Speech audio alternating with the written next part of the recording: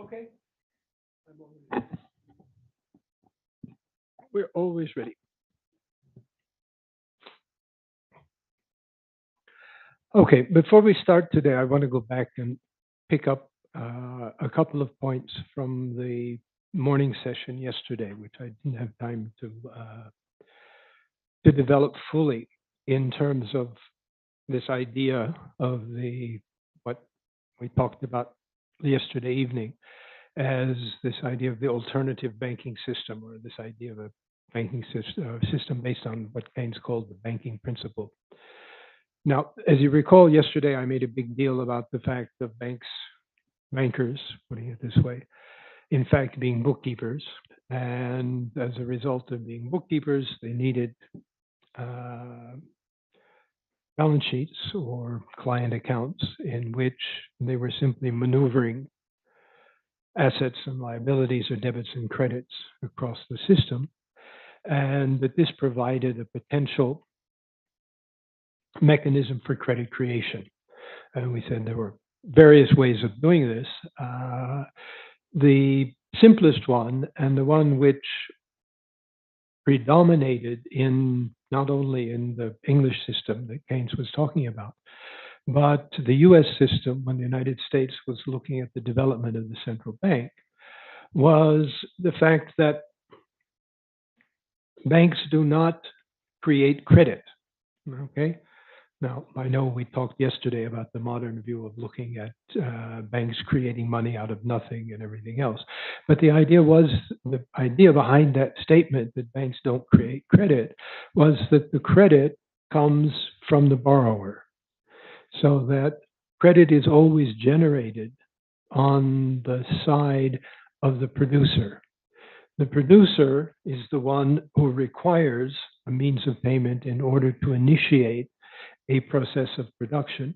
And to finance that, he can either create a bilateral borrowing lending relationship, that is issuing his private credit, and this supplier can take on what is effectively the producer's debit, so that in this particular nature, the creation process comes from where?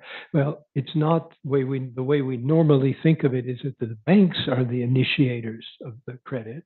It's the producers who are the creators of the credit. And this gives us the first possibility of looking at the monetary system and money creation as one in which we like to talk about the dichotomy between the real and the monetary sector. This is one in which the real and the monetary sector are joined in the beginning. Okay, a producer decides to engage in a production process, and if we specify that in terms of his decisions versus spot prices of the acquisition of inputs relative to the forward prices at which he thinks he can sell them, okay, this becomes a business plan, and that business plan then requires financing to get it started. And it gets started by what? Well, as I say, either you go into this bilateral negotiation with your suppliers, the supplier takes your promise to pay as your credit, and you end up in the same sort of system that you get in the neoclassical explanation of how you go from bilateral barter trade to money. But in this particular case, the solution is solved by the financial system. And you find the writers who are in this tradition, they talk about the bankers as being traders in debits and credits. So being a trader in debit and credit means what? It means if you're a bank and you see company A importing from company B, issuing his liability to company B, the bank steps in and says, okay, I'm going to buy up that liability. And he then goes to the supplier company and says, I understand you have a debit related to that credit. I'm willing to take that up, and I'm willing to discharge it for you. So that in that way, you move from a system which might be purely bilateral exchanges of debits and credits amongst private producers to one in which the banker serves as the intermediary or the dealer in this particular case in terms of debits and credits. Now, in this case, as I said, bankers don't create credit. What do bankers do? They provide payment services.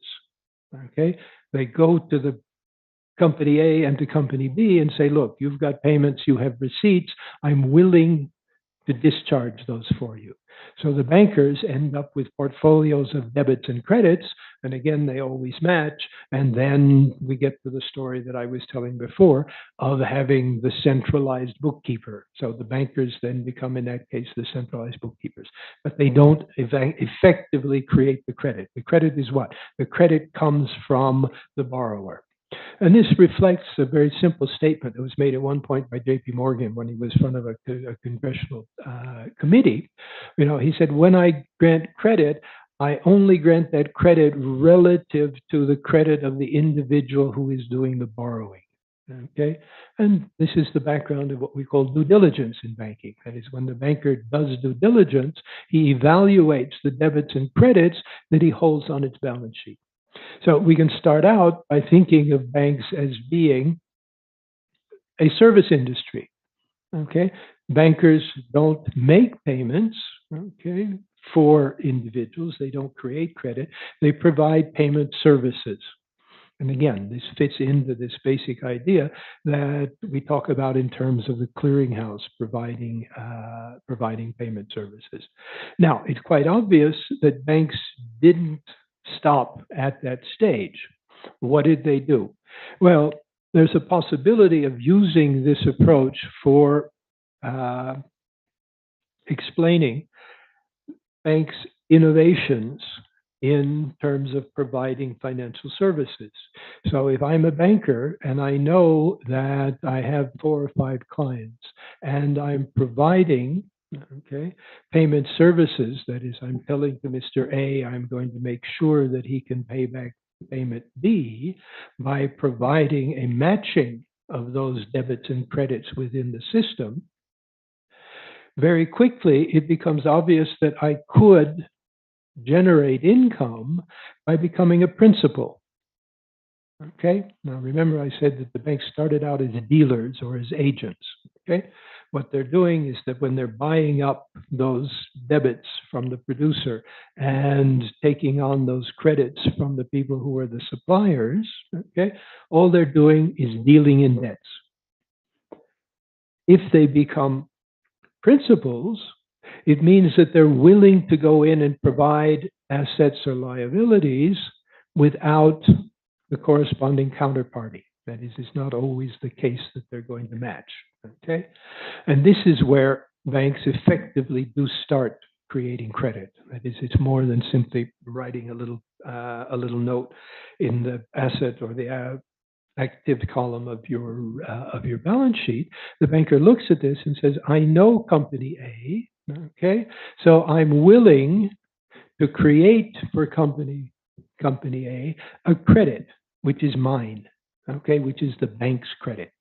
So the bank becomes an active participant in this game. The bank becomes a principal in the game. Now, it's at that stage that bankers become or create the possibility of becoming what we call fractional reserve bankers. Why? Well, in the beginning, bankers simply did this by looking at conditions of the market and looking at the conditions of the producer. Okay? And if you look at the application of banking principle, bankers normally do what? Well, I'm going to buy up your debt, but I'm going to take some collateral, or I'm going to require that you have a sale contract on that output. Okay?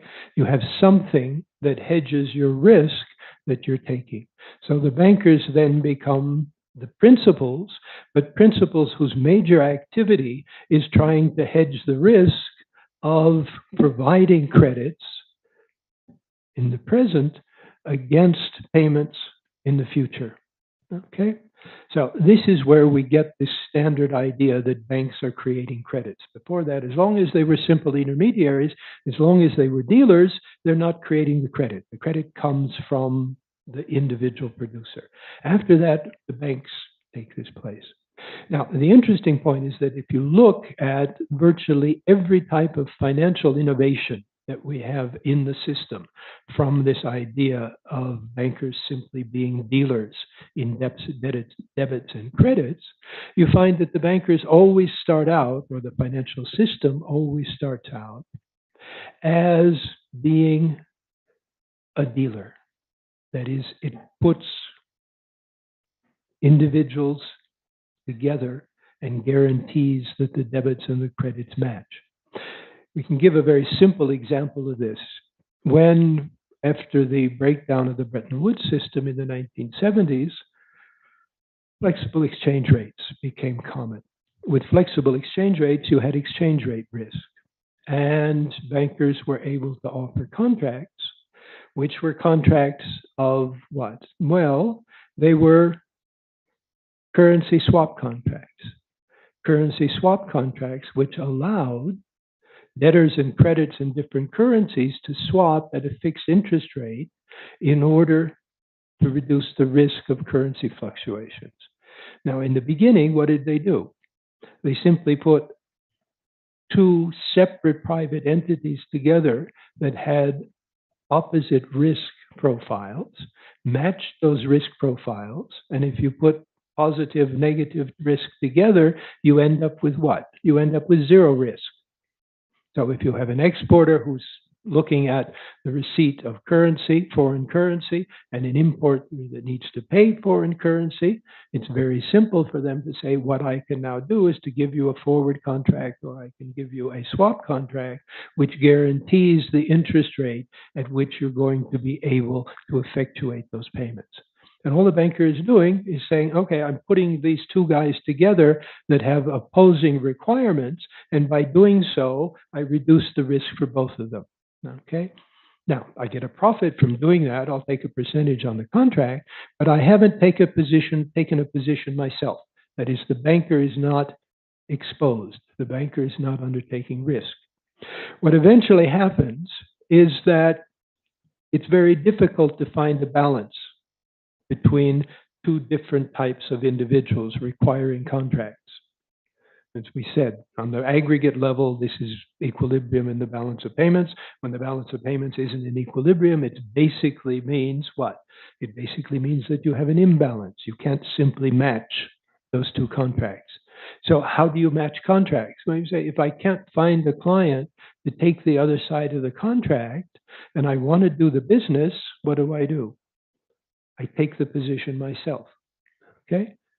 And I expose myself by making the guarantee to one side of the contract in the hopes that eventually I'm going to find another client that comes in that I can match. Okay.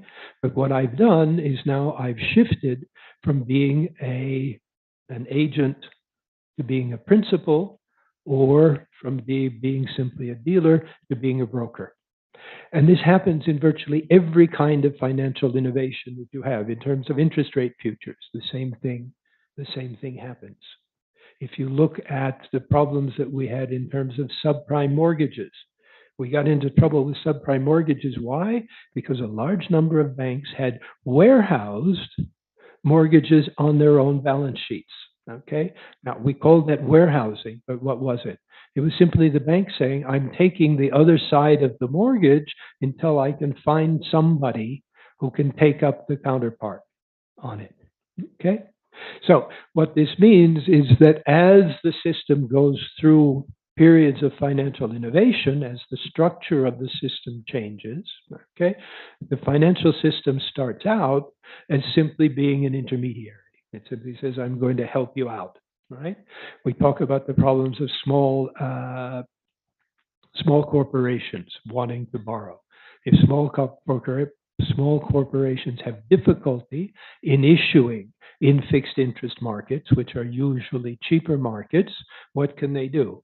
Well, they go to the banker and say, look, I have a long-term investment project here. I would like to fund it. The market won't fund it for me, or you will charge me an interest rate which is exorbitantly high. What does the banker say?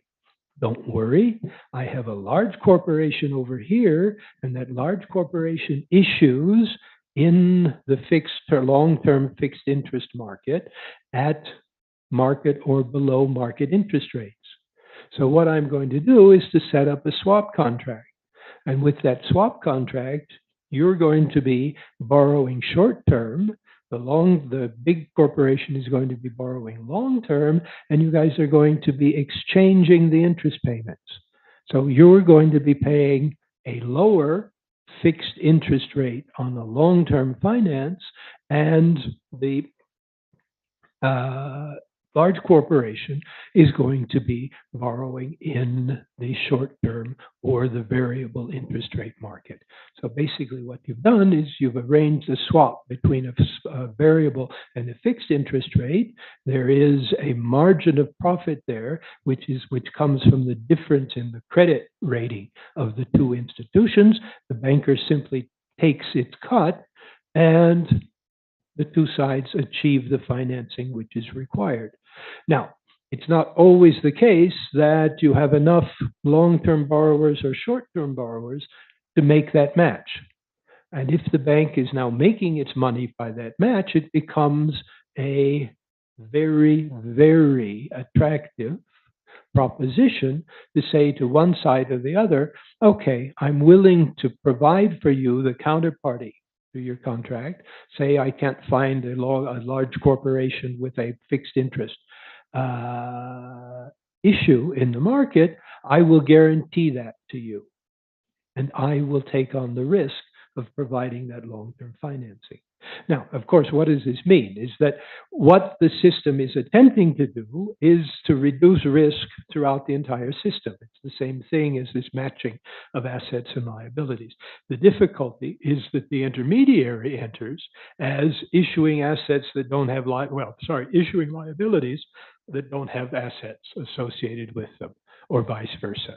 And of course, there is a risk involved, and that risk is the risk of non-payment. It's the risk of changes in interest rates, interest rate risk, credit risk if the other side doesn't pay. And this means that the financial institutions themselves become part of that process of carrying risk. And this is why you end up in periods in which you have extreme volatility in financial crises, and this fits into eventually what Minsky talks about in terms of financial crises, in which people have balance sheets which don't balance, and they're unable to make them fit. And you end up with Minsky talking about this idea of selling position to make position. That is, since you're unable to make good on the promise that you made, that is, the bank has promised to take one side of the contract. If it can't do it, then the bank has to do what? Well, it has to try and adjust its balance sheet. And it will do this either by selling out assets that it currently has or reducing the extension of credits to current clients. Now, what does this do? Quite obviously, it contracts the total amount of financing in the system, and it produces the beginning of a Minsky crisis or a stabilization crisis. So again, there's this point that as long as we conceive of banks doing this, not in terms of taking funds and providing funds to give to people, basically what the banks are doing are acting as intermediaries, and in periods of expansion and periods of contraction, they're taking on positions themselves. And as the expansion goes on, we talk about bubbles or booms or whatever, it means that the banks are willing to take on additional risk. We talked yesterday about banks' liquidity preference. Okay, if the bank has a lower liquidity preference relative to a higher liquidity preference, they're willing to step in more often to take the counterpart on those contracts. Now, if it does that, what happens? Automatically, it creates validation of the creditworthiness of both the borrower and the lender. So when Minsky looks at bankers, he said, what are bankers doing? Well, they act as the equivalent of British acceptance houses. Okay, they're guaranteeing to their clients that the clients are going to be able to make the payments.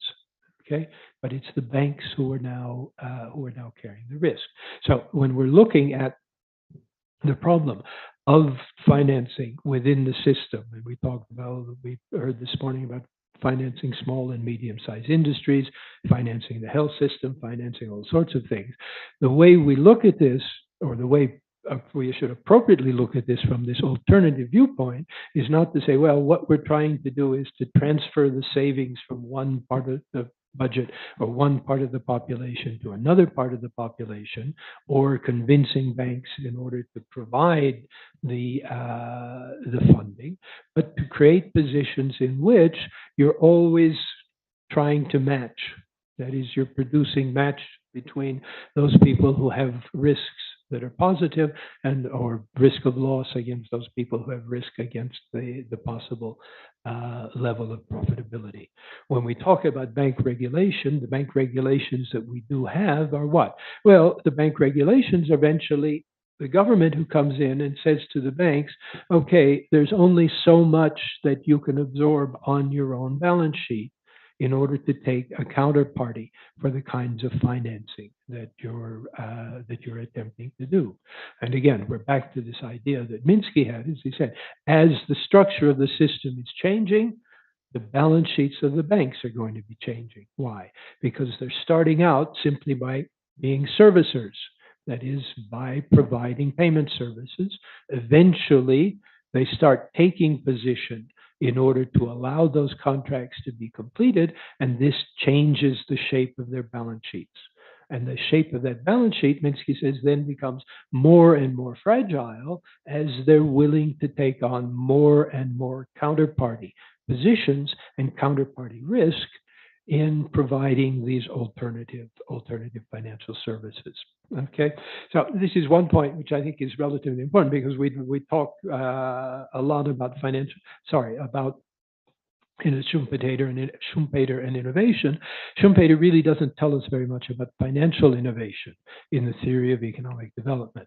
In business cycles, he gives us a number of stories of how banks did step in to take these counterparty positions. That is, they became effectively providing means of payment rather than simply by providing payment services. And once that happens, you have the additional risk in the system, and the risk in the system requires some sort of regulation in order to contain the amount of risk that the banks can take. Now, the difficulty that you have with regulation is that the regulators, okay, are always one step behind the banks. Okay, the banks don't notice, the regulators don't notice that the banks that are providing the financial services for the new financial innovations are the ones that they should be regulating. That is, the ones where the banks are already taking position, well, those you know about. Okay, what you don't know about is the potential risk of banks stepping in and providing counterparty funds. And again, I use the example of the subprime crisis in the United States, when everybody woke up one morning and discovered that Merrill Lynch had a balance sheet in which they had trillions and trillions of dollars of unfunded mortgages on their balance sheets, and nobody knew it was there.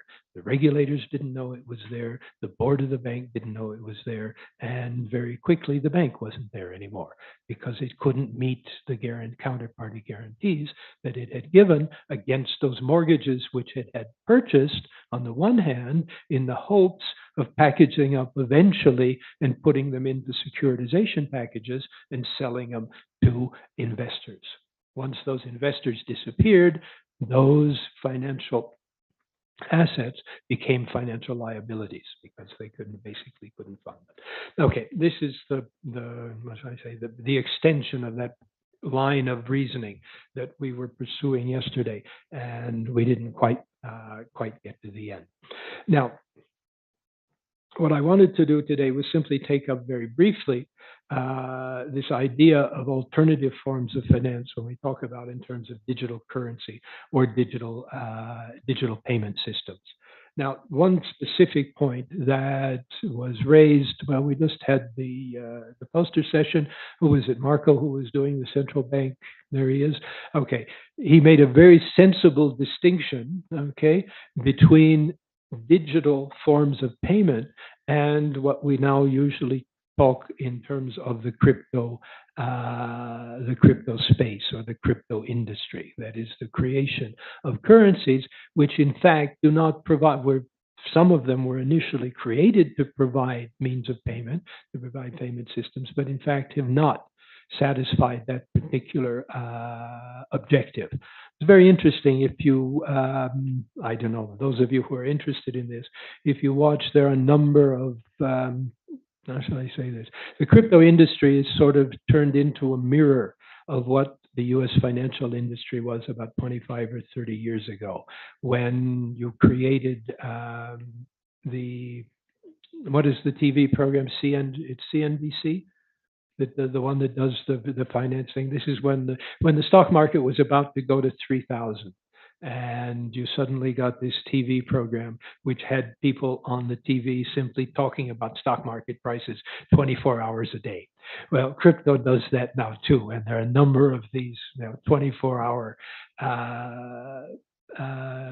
They're private video stations that transmit information, and they have their experts who come on and they talk and they give their forecast of where they think Bitcoin is going and where Solana is going to collapse and when Ripple is going to come back and all of these sorts of things.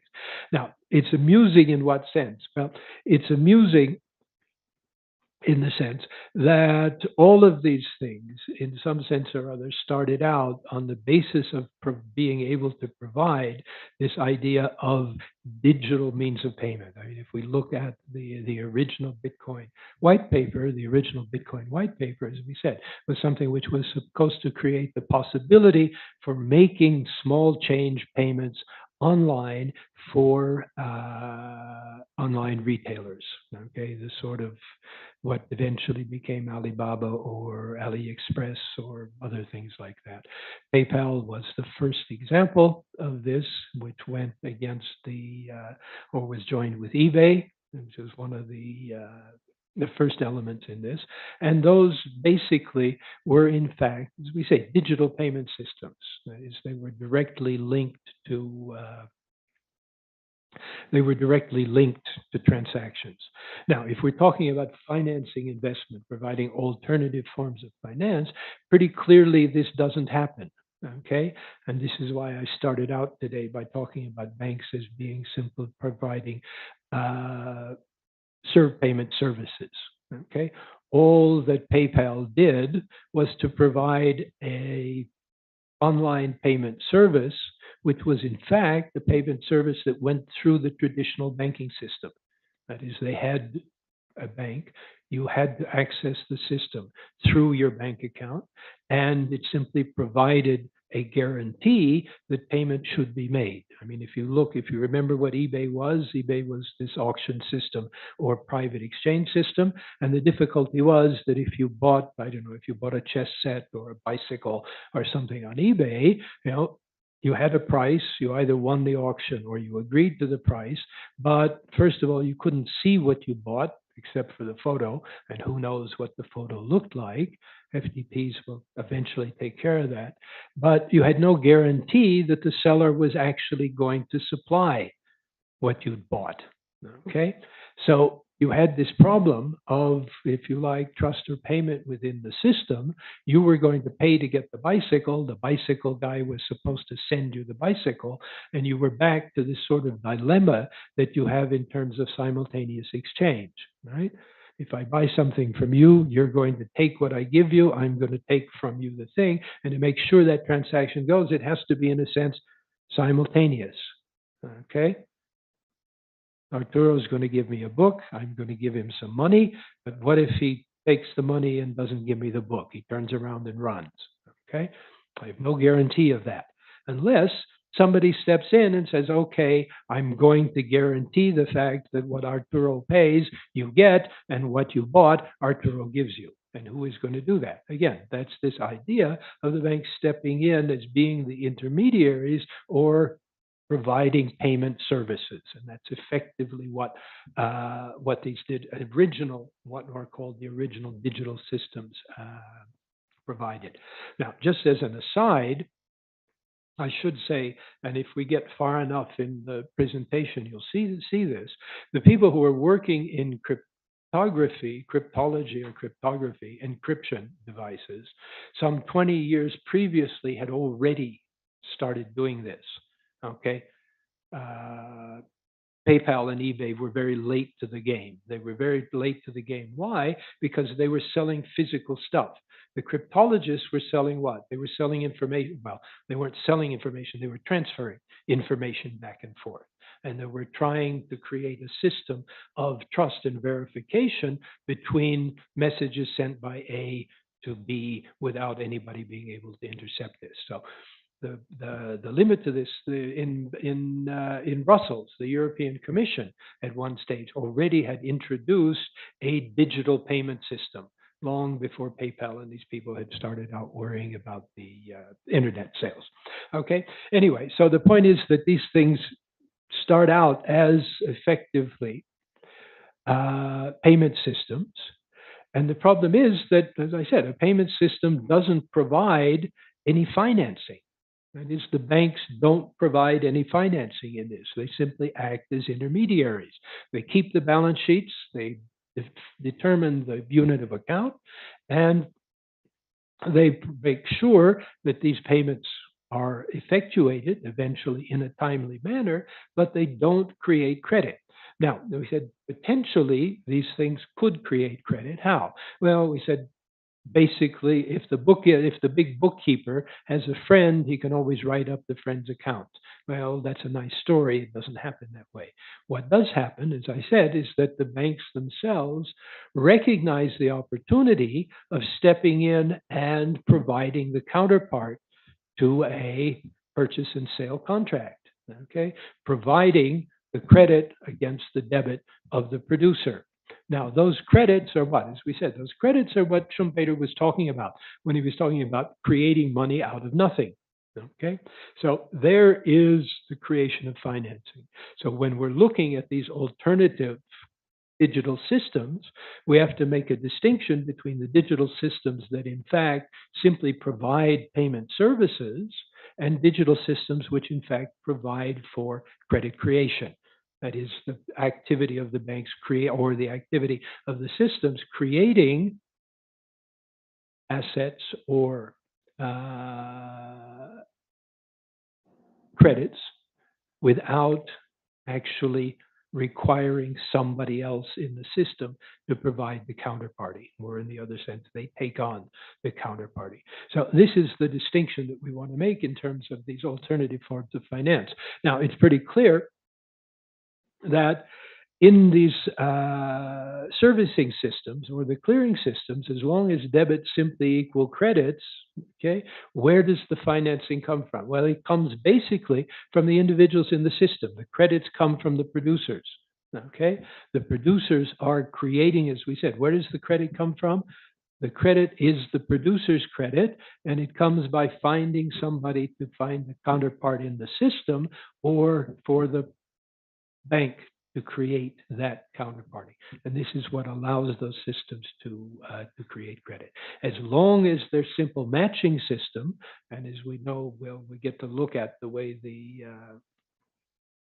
blockchain services, the equivalent of the balance sheet for these systems, as long as you've always got debits and credits that are matching, all you're doing is exchanging debits and credits across without having any necessity for somebody to be using them in order to create any productive activity.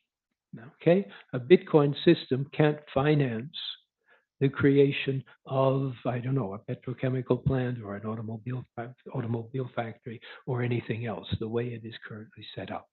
Other parts of the crypto system do that, and it's interesting that almost all of those, what are called centralized exchange operations, are the ones that have managed to go bankrupt since sometime around in the middle of the summer, beginning with the Terra Luna operation and moving on to FTX, and then a whole series of these things, which, unless you're really inside of the industry, are operations that you've really never heard of. Now, these things do what? As we mentioned yesterday, these things are things which create credit by offering this idea of offering a stable unit of account, a stable coin, which allows you to trade other types of crypto assets as speculative assets, and at the same time provides for you, by joining these exchanges, their private tokens. And those private tokens are effectively their means of creating means of payment. And in fact, in order to encourage you to purchase their private tokens, they offer you a rate of return. And that rate of return is what? Well, it's the equivalent, as we said, of the bank taking on one side of the contract. They've taken on the side of the contract which says that I'm providing you the interest rate, but I have no credit coming into me unless I manage to continue to sell those tokens to new investors. And unfortunately, this is the definition of a Ponzi game. And in the end, all of these systems came to grief because they had taken on one side of a contract and were unable to match it with the other. One of the big difficulties we had in that system was that they were interrelated in a much more complex fashion that anybody had anticipated. Okay, now, having said all of that, this gives you this, what I say is what I'm trying to do is to situate the way we're looking at the operation of these digital currencies and digital crypto systems as financing systems within this idea of the banking principle or the alternative financial system that we've been presenting. Now, if we start out simply by looking and what we're going to talk about is whether the crypto system, in fact, provides what people say it's supposed to provide. Now, so I'll just go through a set of these things, and these I didn't invent. I took these from an issuer of a cryptocurrency that made a presentation at a panel in which I was I was the Satan or the bad guy in the group, telling them that they were not doing something that they thought they were doing. First, easy transactions. Okay, the idea is that it makes it much easier to make a transaction than it does through a traditional bank account or through what they call TradFi. They provide greater security. Greater security. Why? Well, the bank can always decide to take your money. Okay, don't question these things because I'm simply repeating the things that the crypto people are wont to say. It's not, it's been quite a while since a bank has taken any money from me. Banks occasionally do go bankrupt, yes, that is a possibility, but most systems have insurance mechanisms in place which ensure that the bank, if it does steal money, steals its money from its shareholders rather than stealing its money from its depositors, that it provides for private anonymous transactions, that it provides, well, what I call outsized speculative gains.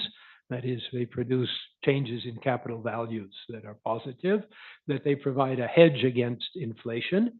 They provide a hedge against inflation. Well, I'm not sure why, but this is one of the arguments. Recently, over the last 2 years, as I said, if you watch these TV programs, most of the commentators now say, well, we thought that that's what was going to happen, but it doesn't look like that's going to happen because currently we've had, well, in the US, 7, 8, 9, 10% inflation rates, and the rates of return on crypto assets, in particular things like Bitcoin, currency, have been minus 20, minus 25, minus 30, minus 40, minus 40%. So that you have high liquidity. High liquidity means that you can always change one asset for another. Well, this is true on the Bitcoin platform. It certainly was not true on FTX because FTX offered you a stable coin. High liquidity means that the value of the stable coin is always going to be stable, but then all of a sudden your stable coins weren't worth anything. So the liquidity was not very good. They provide a 24/7 market. Yes, this is almost true. There are some changes in the way the distribution of miners take place across the geographical spectrum. That is, when China decided to close down mining, quite obviously you had a shift from miners in China to miners in Texas and miners in, well, we had a lot of them in New York, north of New York State, where we have a lot of hydroelectric power, very cheap power. Miners started to invest in outdated electricity generating plant. They were actually buying the plants, and then the state government outlawed mining. So there's always a very variable supply of mining across the range. More rapid cross-border payments. Well, the payments are simply payments. There's no such thing as a border anymore. Basically, when you're making a payment in terms of a digital currency, it's the payment to somebody's account, and to ask the question, where does that account reside? Okay.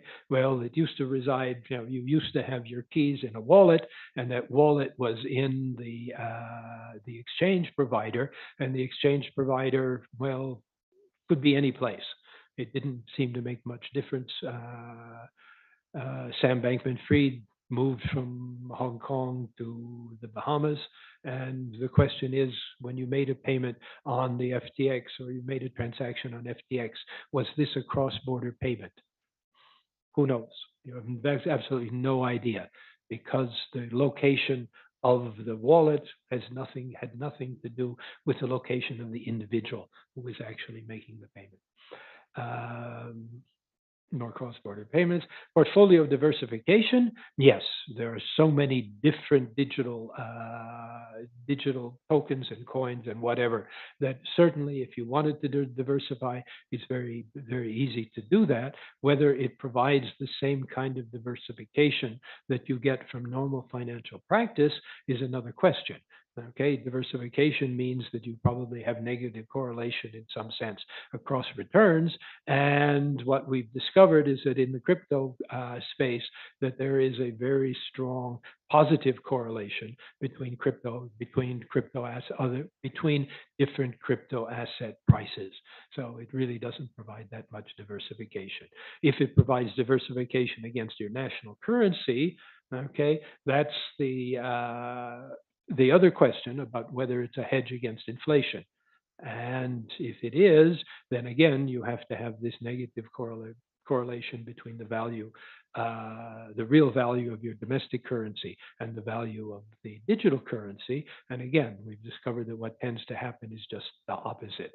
That is, when the purchasing power of national currency goes down, the price of the digital equivalent also goes down.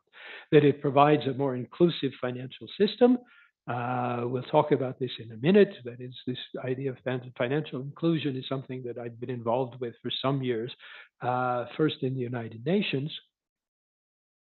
And it was always very puzzling and perplexing of why you wanted to get people into the inclusive financial system when everybody was criticizing the fees, commissions, and the redistribution of income that was taking place as a result of financialization and everything else. As far as I could tell, the inclusive financial system meant that you were roping more people into this financialization system in which the bankers got richer and the people who were participating in the system tended to get poorer. But we'll look at whether this is in fact sensible. And then the last one is that there's more industry growth. There's more industry growth. Why? Because it's easier to finance, again, for all of these other reasons. And the question is whether or what kind of industry growth you're talking about. Now, one of the activities that I've had recently is participating in a number of panels on the outlook for the crypto industry. And I was about 6 months ago on one in which we were talking about the level 3 or the Web 3 or the Web 3.0 or metaverse system. And one of the presenters in the system was talking about the counsel, the advice. She had a counseling company in which she was advising retailers on their participation in Web 3.0 or in the metaverse. And of course, I'm sitting there listening to this and I'm scratching my head and I say, if you're, you produce, I don't know, you produce dresses or you produce shoes or something like that, how in the world do you sell a dress to somebody in the metaverse? And of course, they looked at me and said, oh boy, you troglodyte. All we do is to counsel them on how they create digital tennis shoes and digital dresses, and digital hats, and we sell the players of their games the digital clothes that they use while they're playing the digital games. And again, I sort of scratch my head and I say, well, this is really, I can't conceive of how this is providing a positive net benefit to the system. And the gal turns to me and she says, look at all the employment that we give to coders and everybody else who play in these systems. And I sort of said, oh, yeah, okay, you got me there. Keynes also talked about putting banknotes into jars and burying them in the ground and having people dig them up in order to get a sufficient amount of demand to get full employment. So now it became pretty clear to me, okay, what this industry growth was about the crypto industry. The crypto industry is, in fact, growing very rapidly, and it's doing very well. But whether or not this is creating an increase in our net national happiness or net national output, or however we decide what the product of the nation is very unclear to me. And it's not clear that this is resolving the kinds of problems that most economies are facing today. So, if you look at this, I call these basically the crypto myths, and it sort of goes in the following way, is that if some people don't have access to traditional financial systems or fiat currencies, they can, with no limitation, get access to cryptocurrency and all its benefits by participating in trading in cryptocurrency. To use cryptocurrency does not require a bank account or other financial account services to store crypto. Once you've got it, a cryptocurrency functions similarly to cash, except that it lacks a physical form and instead relies on encryption to function. Now, this is a key to this thing, is that basically, if you think back to this distinction we were making to a money that is a physical commodity and trades in the physical system, basically what crypto was attempting to do was to substitute for that physical stuff. So instead of having a banknote, remember we said Adam Smith was very keen on using banknotes to substitute for gold. Well, all you're doing now is substituting a series of digits in order to replace that gold. And the so-called advantage of this system is that it's also the case that these things are not manipulable by the private sector and by the private banking system. Okay, so effectively what you're saying is that it provides the benefit of a fixed supply of digital currency. Finally, that blockchain. No, this will go away. Blockchain makes the transactions transparent while encryption makes them anonymous.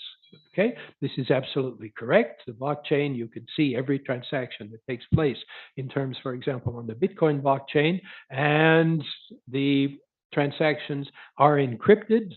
They are in terms of addresses. There isn't any money. In fact, you don't even own any crypto. What you own is a key to use your crypto or to use the credits that you have in the crypto system, and they are anonymous up to a level.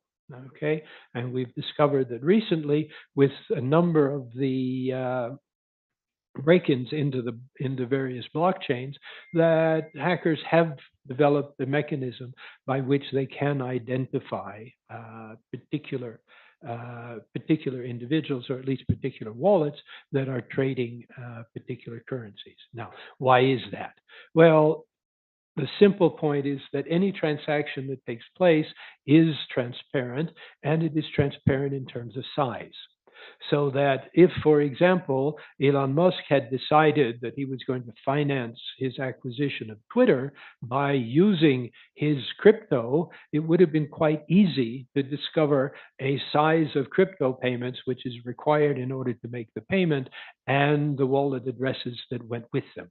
So you could have identified the wallets that he had. Obviously, he spent so much money on them, there wasn't any credit left in them, so it wouldn't have made much.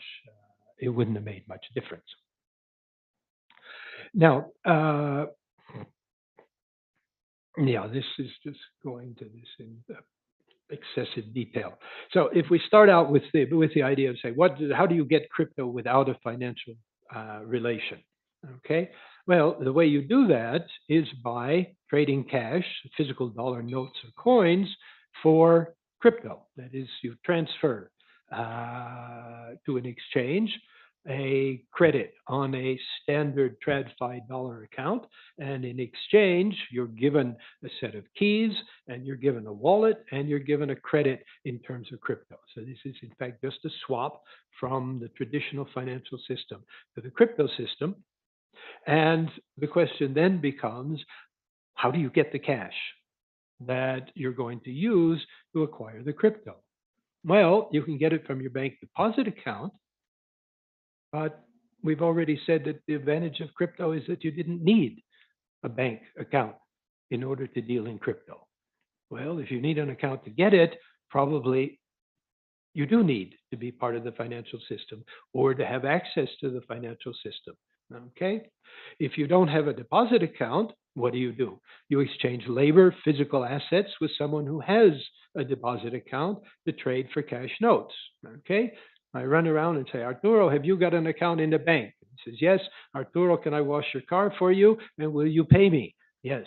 Okay. You give me a transfer, and that transfer I use in order to acquire crypto.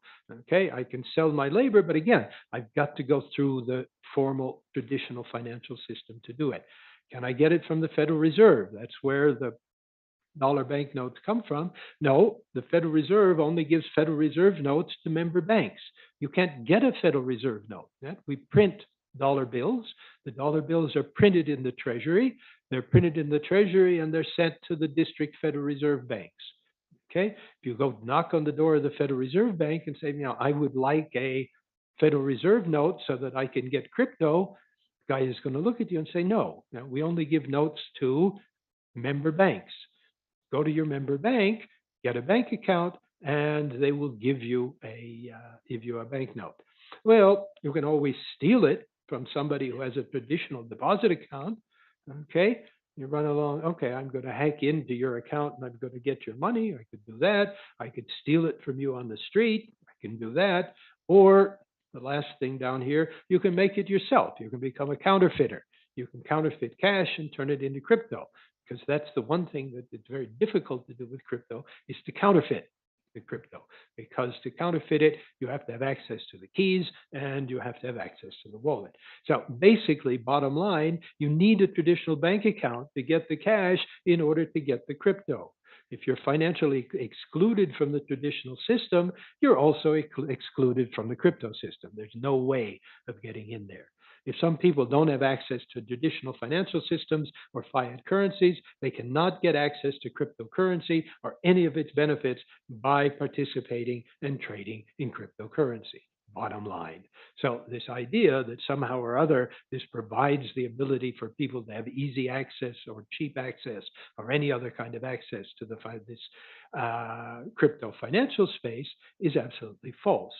It's very interesting. Again, if you go back and look at what we were discussing before in terms of sovereign currencies and MMT, same thing with MMT. MMT says, well, the government creates currency. It has the ability to do that. The problem is the government creates currency that you can't get.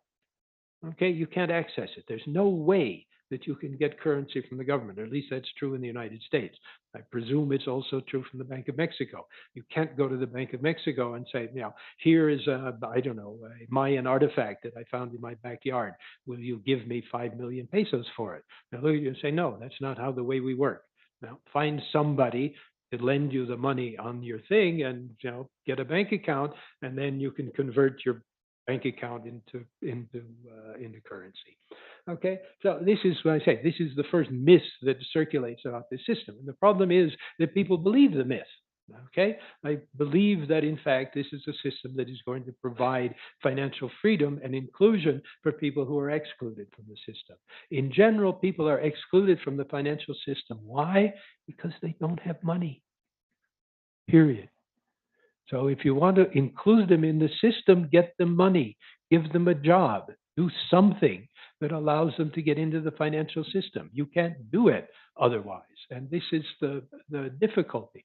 If you look in the United States, the figures show that something like 60 to 70% of the holders of Bitcoin over the last 3 years are people who are in the lowest 10% of the income distribution.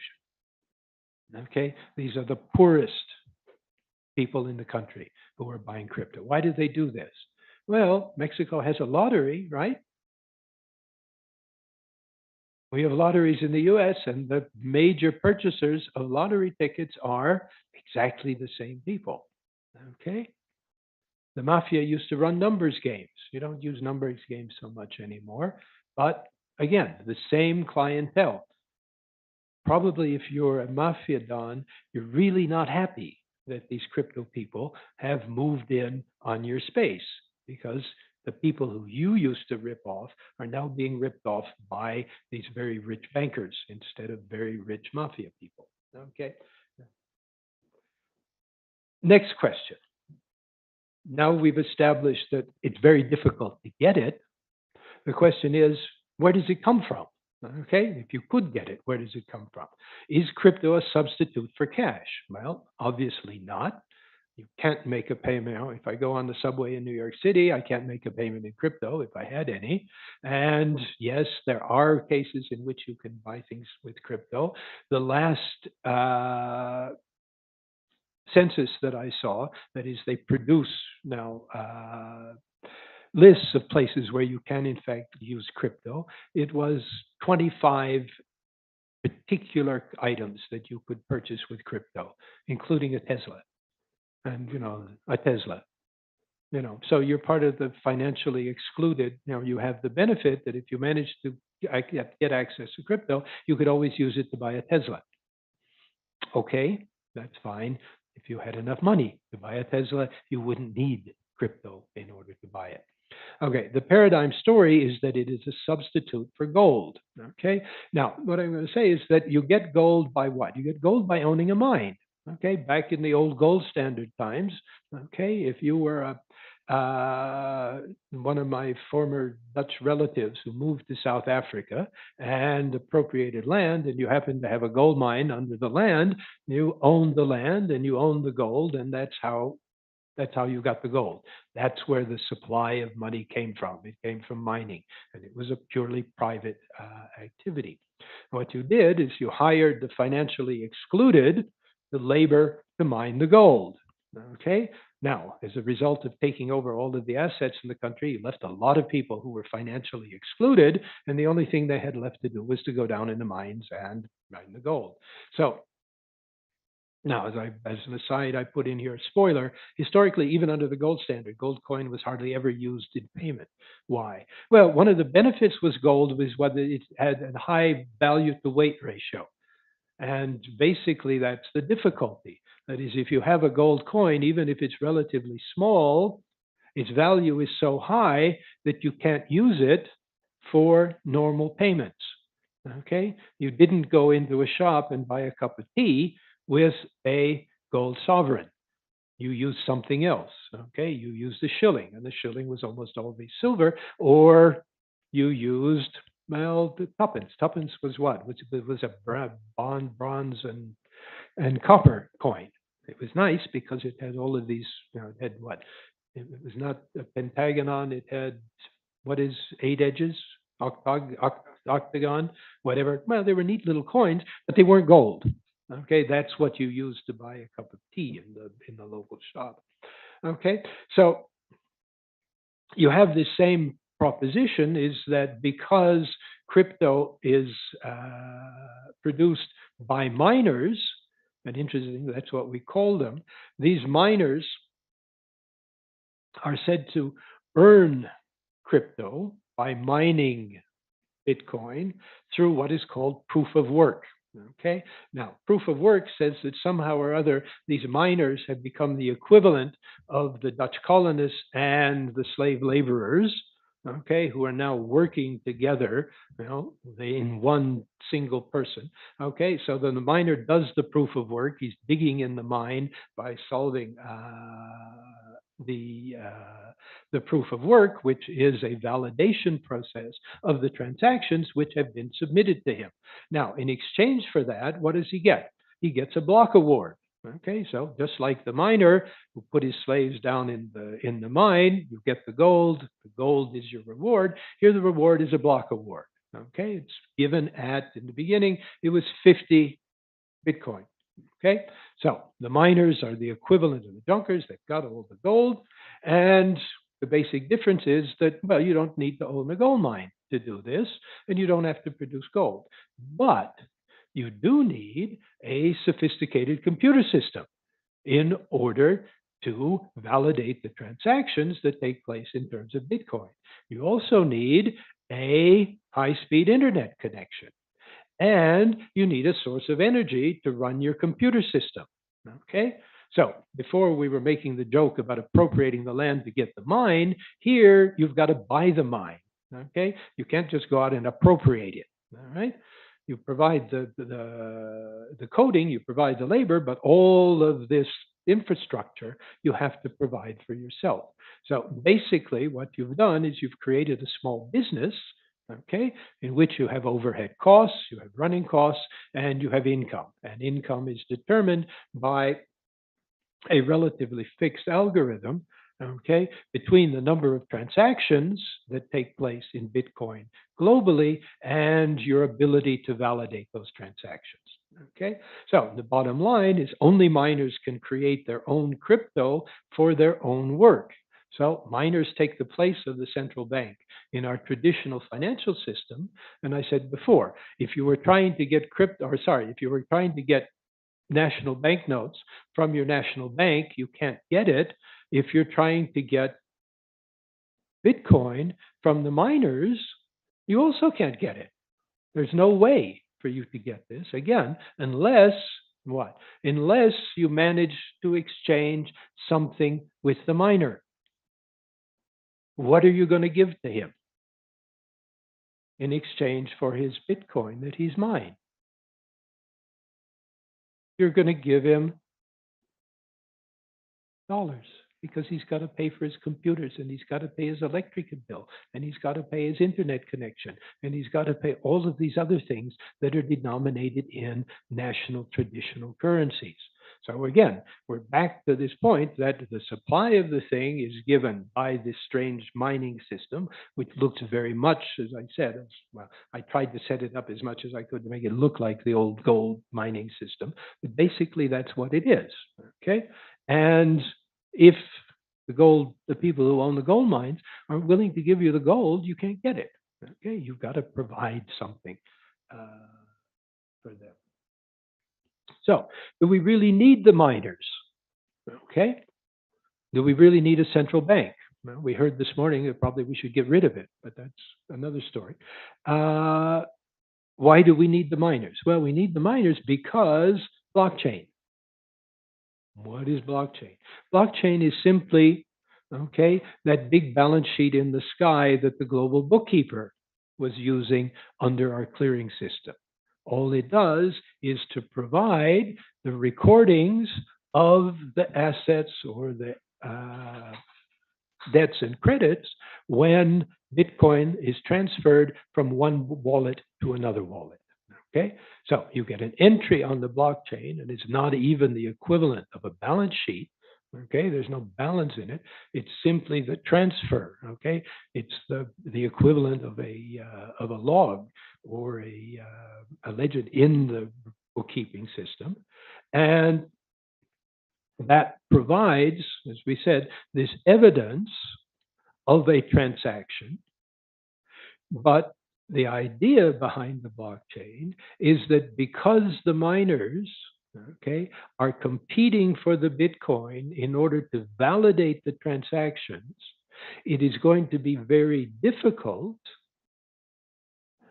to provide a steal, to provide a readjustment of those transactions, because the blockchain is not only the ledger for today, it's the ledger for every day since the beginning and the creation of Bitcoin.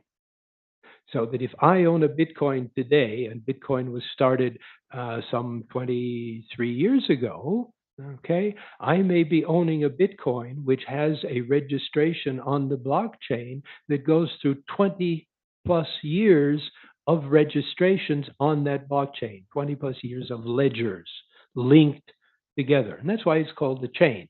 Okay, if it was just the ledger, it would be the block. Okay, the block is simply the transactions that take place in the particular day. The blockchain is all of them that have taken place through prior history.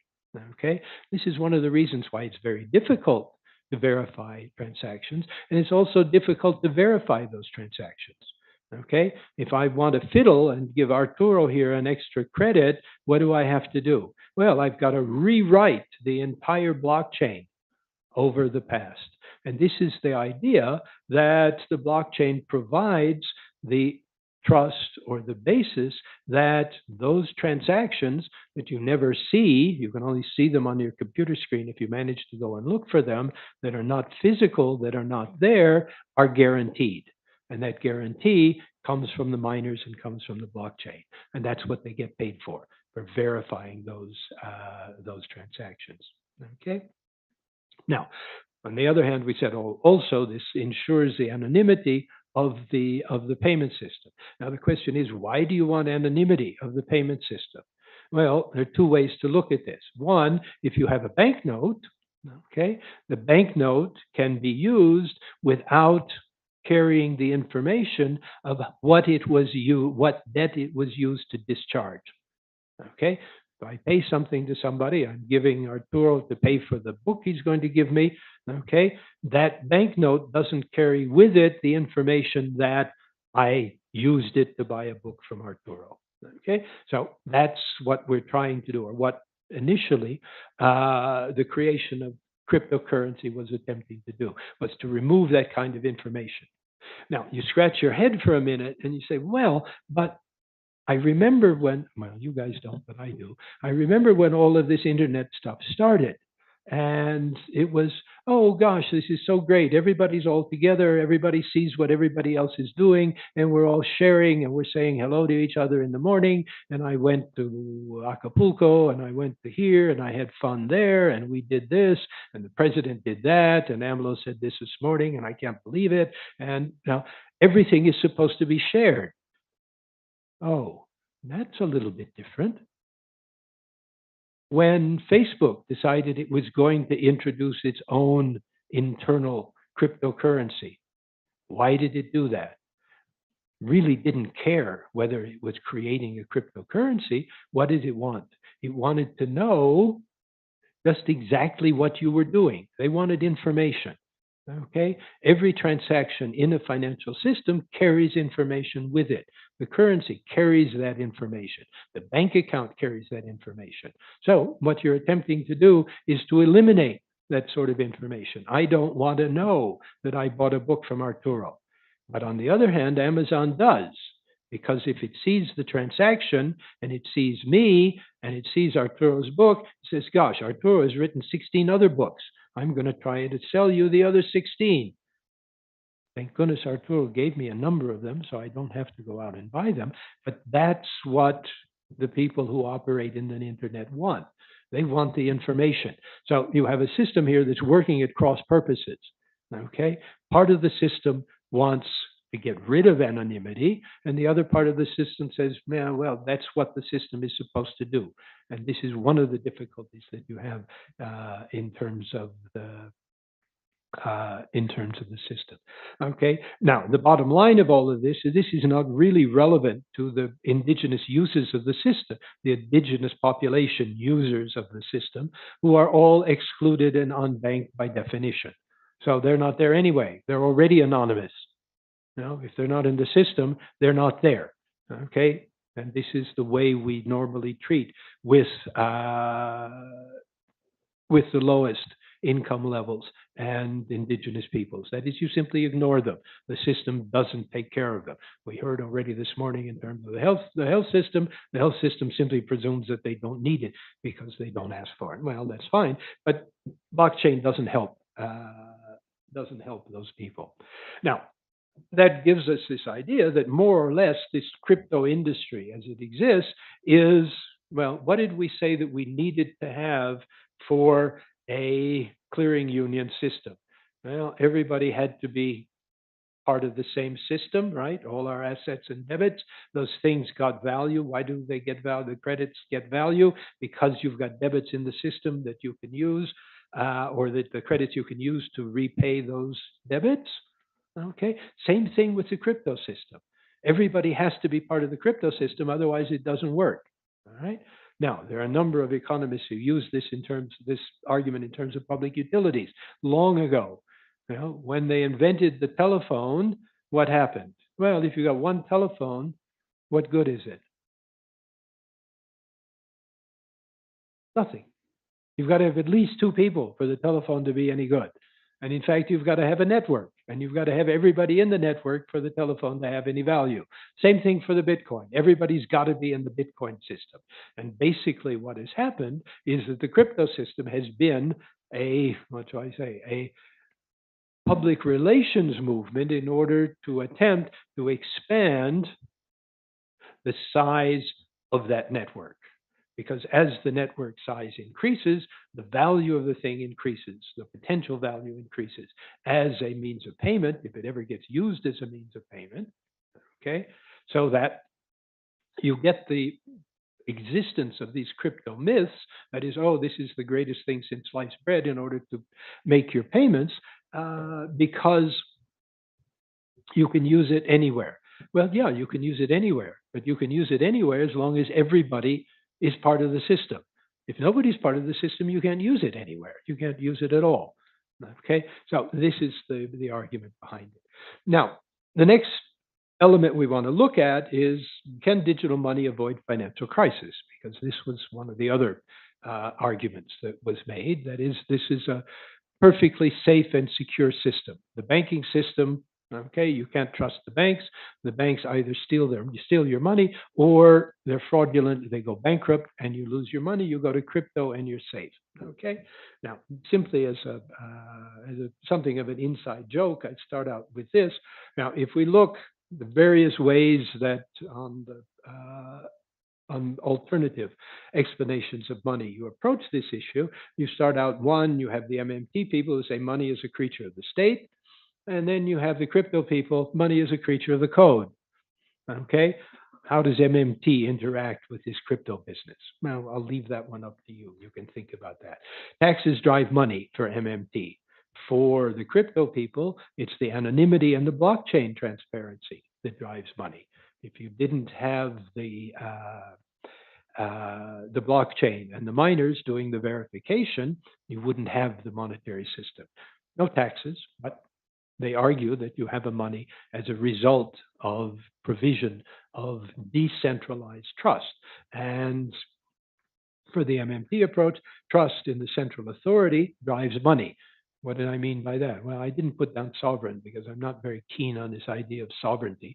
But basically, the idea is that the sovereign has the ability to tax, and everybody trusts the sovereign to collect those taxes and to use those taxes appropriately. So that's the taxes that drives money. The trust in the sovereign drives money. If you don't have trust in the sovereign, then you don't have any sovereign money.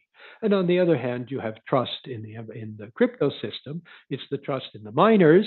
And you say the trust from the miners comes from this competitive system by which the miners compete for the block rewards in order to win the verification competition. On the other hand, you can have what is called a DAO. A DAO is, well, a DAO is, how can I explain a DAO? A DAO is what Thomas Jefferson thought democracy was going to be. That is, everybody gets to vote, and then everybody gets to decide. And in the end, this really never have worked out very well. And so far, we don't have really any disaggregated autonomous organizations that have been successful in organizing money, but this is the alternative to the mining system. This is, in terms of the Ethereum system, this is the difference between the Bitcoin and the proof of work, and Ethereum and the proof of stake, which in general drives money. So at least in this system, we do have two very sharp distinctions between the approach to the way we look at the financial system. Now, we're going to go through the argument that we made that crypto is supposed to be something that avoids financial crisis is one that usually is not made directly explicit. In fact, it all is generated from a text which was added to the initial transaction in Bitcoin by Satoshi Nakamoto when he made the first transaction and incidentally earned the 50 Bitcoin. Okay, so when Bitcoin started, who had the first 50 Bitcoin? It was good old Satoshi. And well, we'll go through why or how that may. But he included in it a quotation from the headline of the Times, and this is a picture of the Times in the period in which it came. And the quotation was, "Chancellor on brink of second bailout for banks." And on the basis of this, everybody said, well, what Nakamoto was trying to do was to send a signal to say, look, I have developed a currency system which avoids the kinds of losses that require government bailouts because, number one, it gets rid of governments, and number two, it gets rid of the necessity of having a bailout. Now, the question then becomes whether we're going to be looking at cryptocurrency or crypto anarchy. Okay. Now, in the beginning, the crypto, shall we say, universe was dominated by a bunch of cryptologists who actually believed that the world was going to be fundamentally changed by the existence of communications technology, and particularly by the internet. And I'll simply read you one passage from the Crypto Anarchy Manifesto by Tim May, who was one of the people who originated the Bitcoin system. A specter is haunting the modern world, the specter of crypto anarchy. Computer technology is on the verge of providing the ability for individuals and groups to communicate and interact with each other in a totally anonymous manner. Two persons may exchange messages, conduct business, and negotiate electronic contracts without ever knowing the true name or legal identity of the other. Okay. Now, if you're a lawyer and you think of this, now you start tearing your hair out.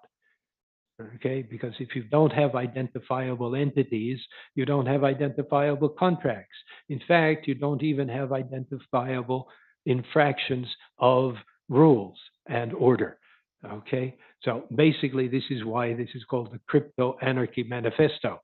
It believes that by hiding identity, you could get out of all state controls, all legal controls, and basically you could, autonomous action will escape sanction and state control without the possibility of personal identification. Like a land of zombies, this raises the question of who will control information about actions. Combined with emerging information markets, crypto anarchy will create a liquid market for any and all material that can be put into words and pictures. Liquid markets in information.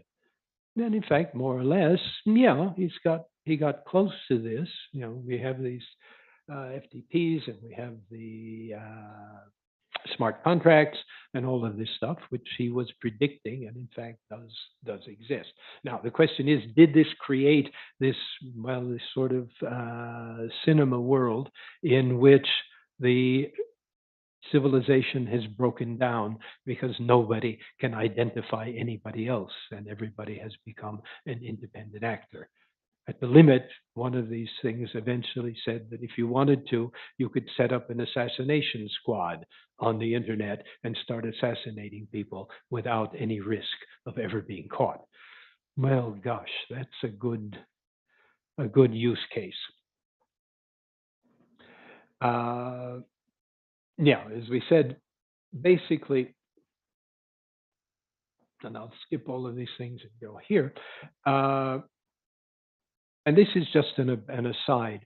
This idea of anonymity, as we said, comes basically from the idea of the cryptology or the encryption that goes in terms of the keys identifying the wallets.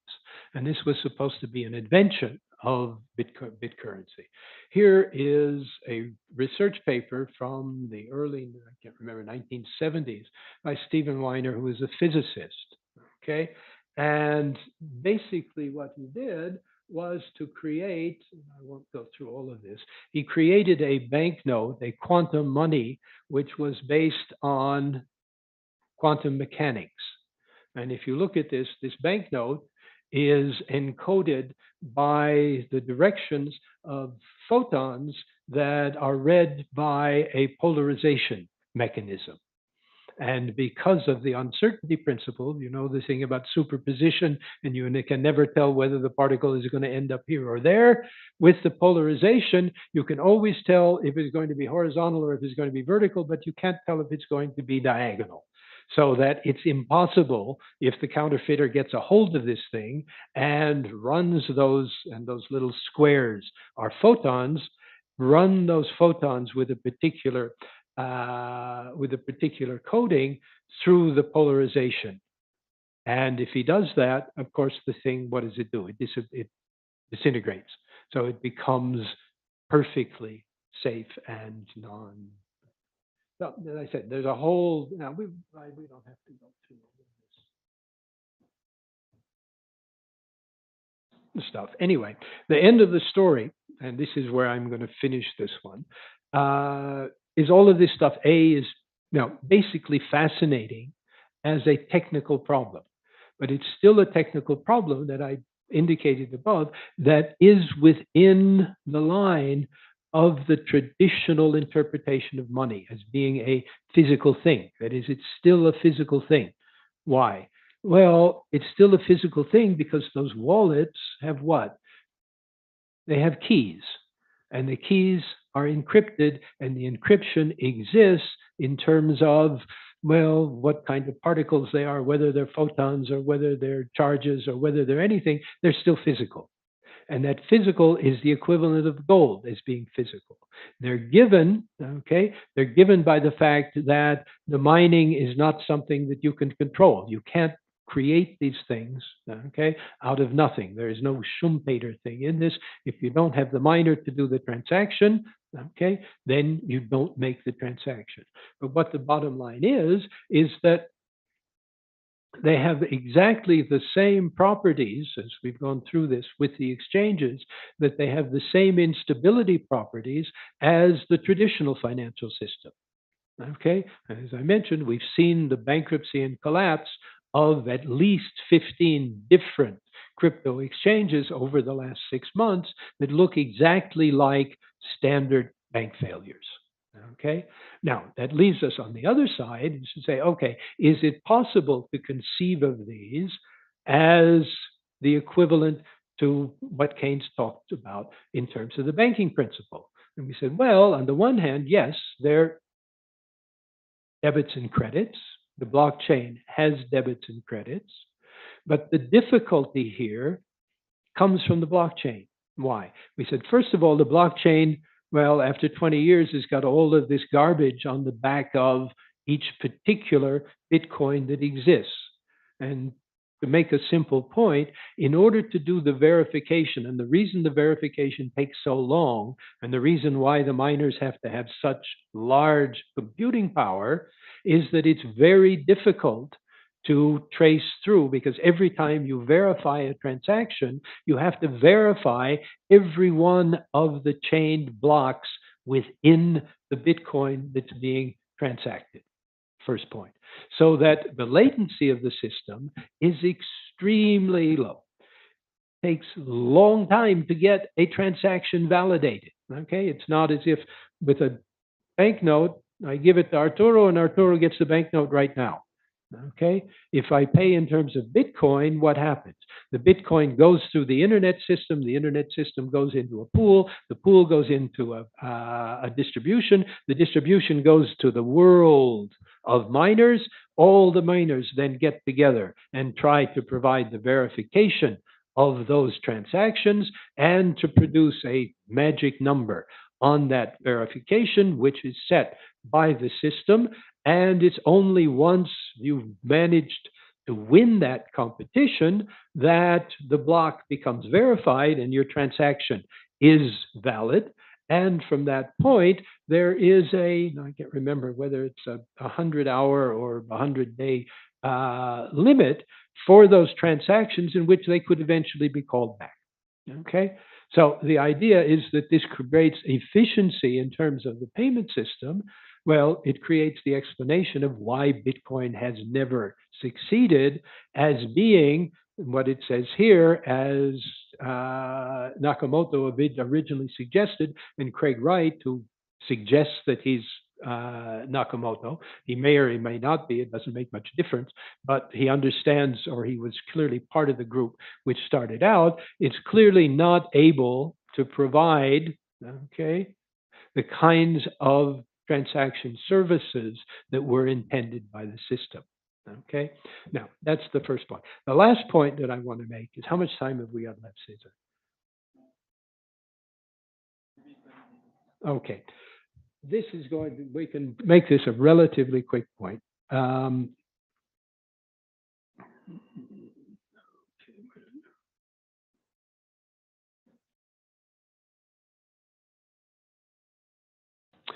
Okay, if we now follow through this argument of where does Bitcoin come from, all right?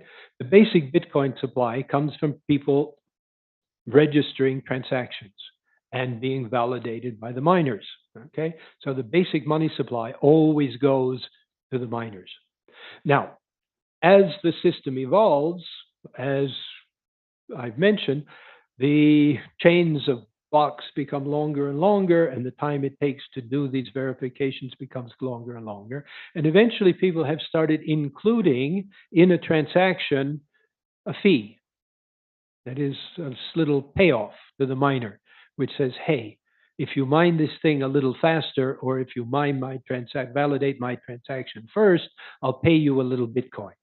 Okay? So you have now a secondary source, but it's really not a secondary source of Bitcoin. Okay, the fee is paid in Bitcoin. So where did the people who are transacting in Bitcoin get the Bitcoin in the first place? Well, we said they had to transact with the miners. Now, the block reward that is given to the miners, okay, changes every 4 years. That is, it goes down by 50% every 4 years.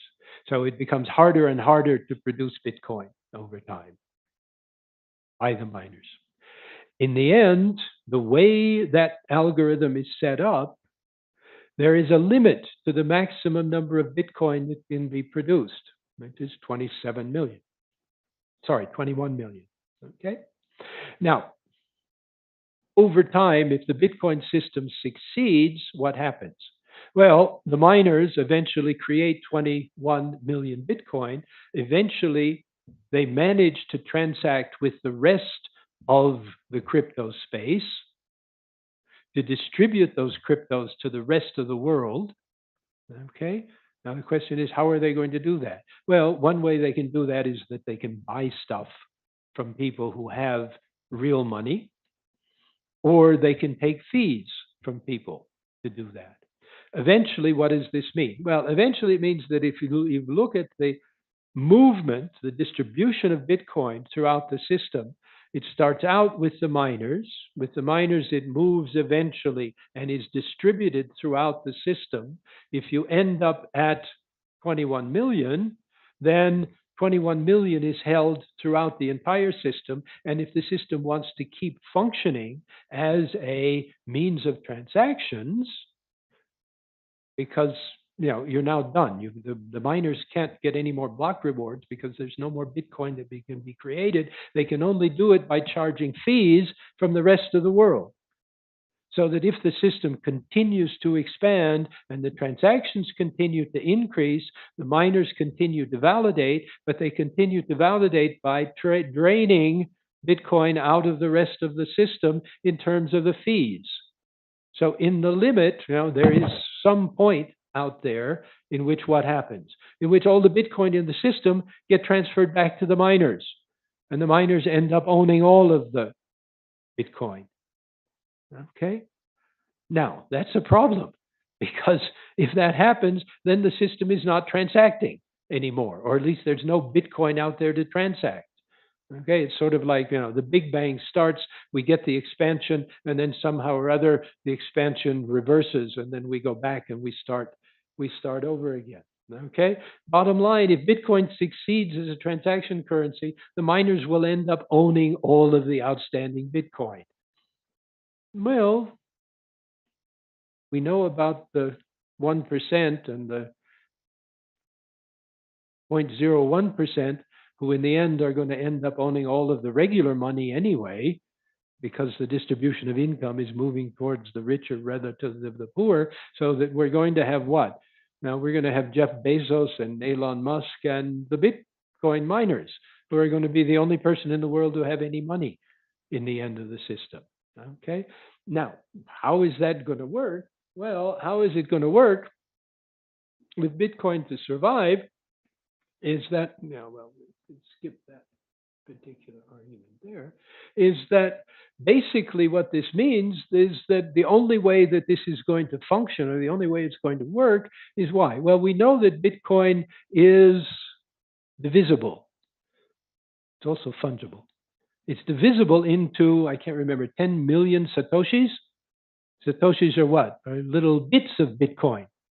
So effectively, the system can only survive if the prices and the payments in the system are no longer denominated in Bitcoin, but are denominated in Satoshi. Now, Satoshi means what? Satoshi means that the value of the Bitcoin in real terms is consistently increasing. So if you happen to be a creditor in terms of Bitcoin, this is a good thing, okay? Remember that if prices are going down and you've got a credit, then the real value of your credit is going up, and vice versa. Well, all the rest of those people who are not included in the financial system and decided to get into Bitcoin, and if they had borrowed to do that, and interestingly enough, something like 25 to 30% of the individuals who buy Bitcoin do that by borrowing money on their credit cards. It means that these people are entering into a condition in which repayment becomes increasingly difficult. Okay?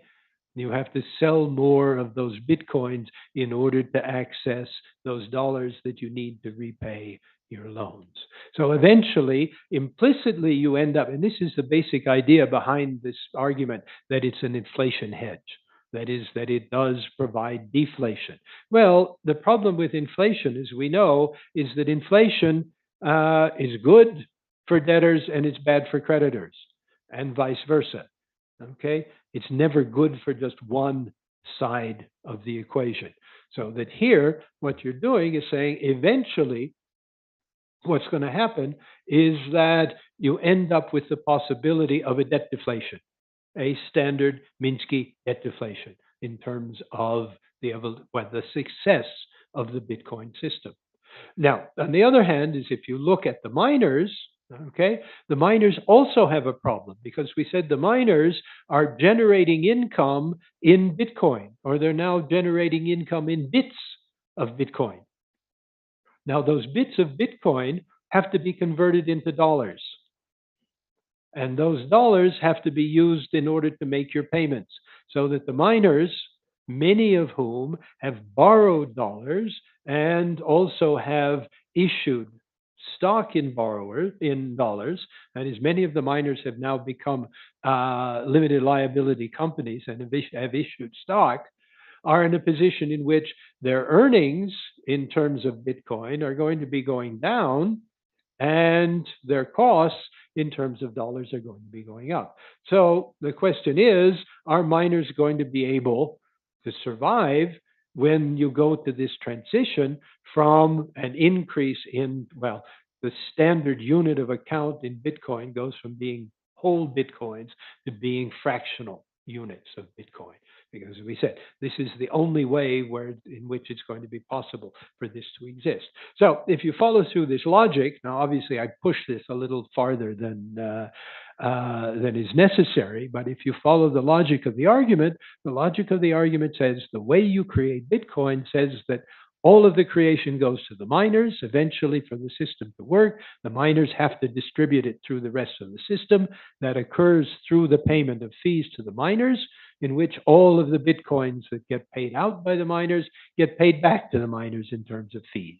And eventually, you end up with a problem, and that problem is how you resolve that problem of the decline in the money supply. And as I said, the only way you can do that is to start going to fractional units or satoshis in terms of the Bitcoin, which provides the potential or the possibility of a deflation crisis. And the deflation crisis is the one that in general will do what? It will tend to hurt those people who have been borrowers relative to those people who have been lenders. Okay, so this is the basic argument, as we said. As the crypto universe currently exists, there's really no reason to believe that it's going to solve the problem of financial inclusion, or that it's going to solve the problem of financing or replacing the traditional financial system in terms of financing productive investments, or that it in fact is ever going to replace the payment system, unless the payment system is replaced by a central bank digital currency. But that would be the exact opposite of what the manifesto, the crypto anarchy manifesto, was telling us. It would mean going back to the sovereignty of the state, or trust in the central bank and the control by the center or the central bank of all particular monetary affairs.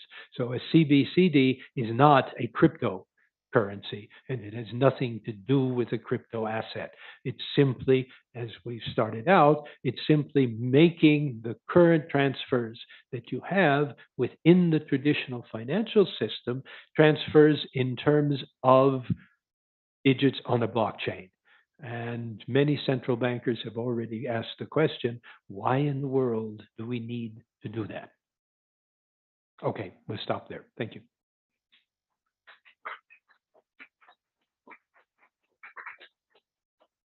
Arturo, I already bought your book, so. I have several questions.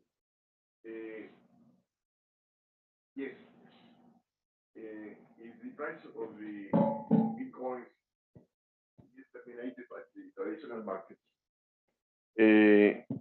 Yes, Venezuela has his Bitcoin. San Salvador, the same. Valor Enterprises, the same.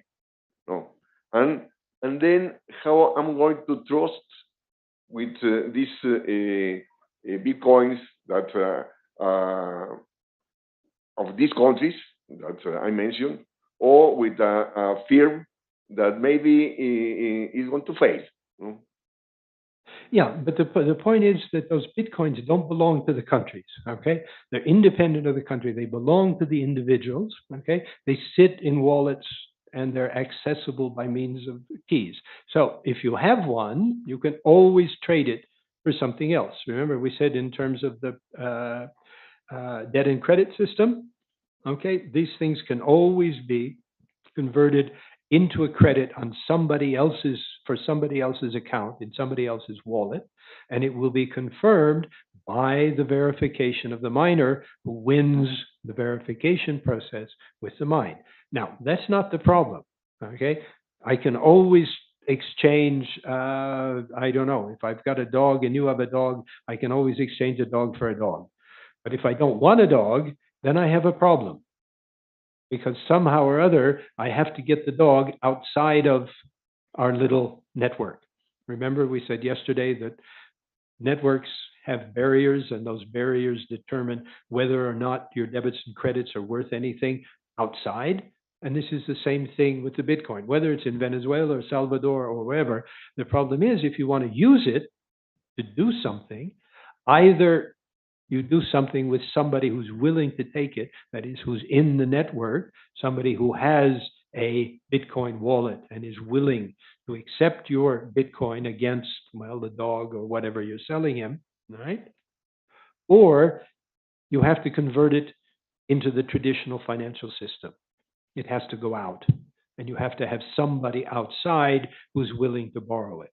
And that's the equivalent of somebody, you have pesos and you want to buy something in the US, you have to find somebody who's going to buy your pesos in exchange for dollars so that you can use those dollars. Okay? And that's the difficulty that you've got. So these things are perfectly fine. El Salvador can be making a lot of money on their Bitcoin holdings as long as they don't try to use them. Okay, this is just like having an investment in the stock market. Okay, stock market went up 75%. I'm rich. Uh-oh, I'm going to now buy my Tesla with my earnings in the stock market. But yesterday the stock market collapsed and I don't have any money anymore. I can't buy a Tesla. Okay, Salvador is in the same position with the Bitcoin. Okay, if they were holding dollars, then if they wanted to buy, well, they wanted to buy a Tesla or whatever, they wanted to get on the plane and escape because the people are going to have a revolution, you've always got your dollars, you can always buy stuff with them. Okay, if Bukele or whatever his name is, the president of Salvador, decides that he gets in trouble and he has to flee the country and he takes all these Bitcoin wallets in his cold wallets in a bag and he gets out, okay, he can't buy an apartment in Miami because nobody wants the Bitcoin. So that's where the problem is. And if you extend the point, if you're a developing country, if you're El Salvador, you say, okay, I'm going to buy some gas turbines from General Electric, and you say, okay, I've got a whole lot of Bitcoin here, I'm going to pay you in Bitcoin, General Electric is going to say, no, convert the Bitcoin to dollar and then you can pay me.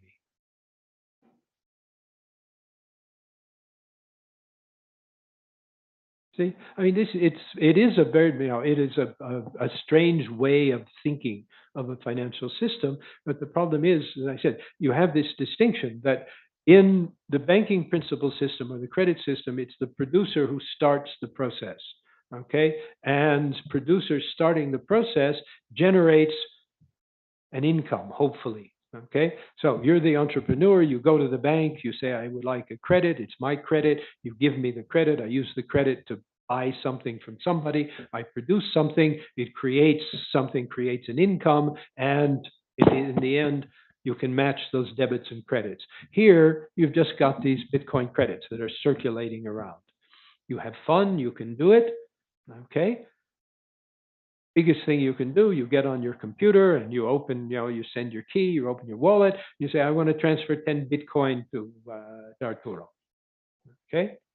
Next day, you look on the thing, you discover your Bitcoin wallet has got 10 Bitcoin less, your wallet has 10 Bitcoin more, and you go, hey, we did a Bitcoin transaction. Isn't that fun?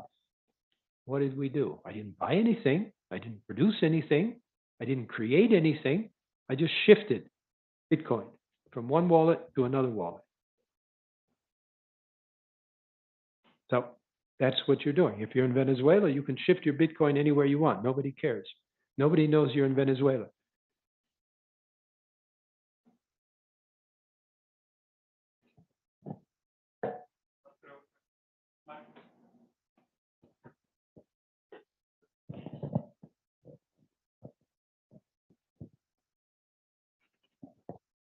Thank you so much, Professor. I recently saw in Deutsche Welle a report, the case of Denmark, where a very specific segment of people ubicated on as baby boomers refuse that the physical cash could disappear of their lives. So that's an important fact. What I want to ask you, your article of 2020 called "The Impact of Technological Innovation of Money and Financial Markets." This article was so useful to my PhD research.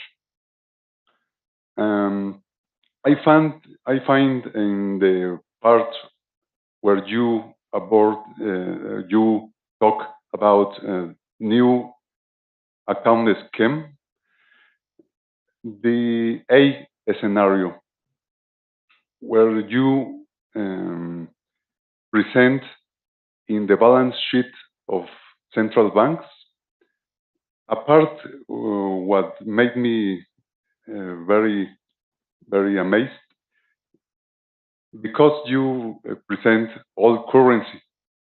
Does it mean this fact that the physical cash will never disappear in our lives? That's my question. Thank you. Okay, that's a very sensible question. I can't now remember exactly how we set up the T accounts in that particular paper, but it's certainly the case, number one, that they don't have to all disappear. They could. It's plausible. And again, if you follow through on the original intention of the Bitcoin system, which is to provide a means of making payment for internet transactions, okay, then basically you're presuming that physical currency cannot be used, okay? And as I mentioned, this is what happens. If you're on eBay, basically on eBay, the problem that faces you is the question of trust between the buyer and the seller. You need somebody to verify that what they're selling is what they say they're selling, and that they in fact will deliver, and from your side, that what you're promising to pay will eventually be transferred. Okay? Now, physical money can't be used. Well, it's not that it can't be used, but what do? You have to stick it in an envelope and you send it in the postal system. Oh gosh, that's dangerous. Most postal systems tend to lose everything. Okay?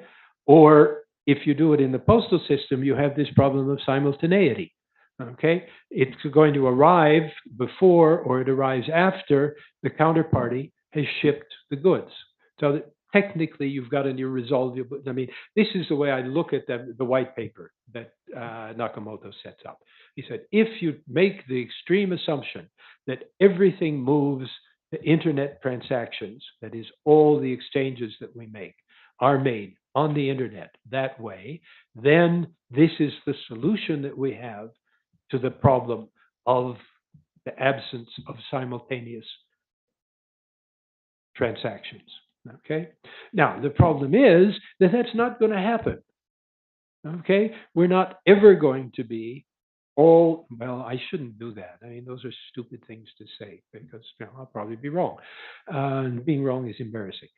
But if you look at the way the dot-com bubble went around, okay, everybody had the idea that eventually all transactions were going to be done through the computer on the internet. Okay. And I was working in New York at the UN at that time, and below the UN, you had an office that opened up, and this was a delivery service, an ice cream cone delivery service.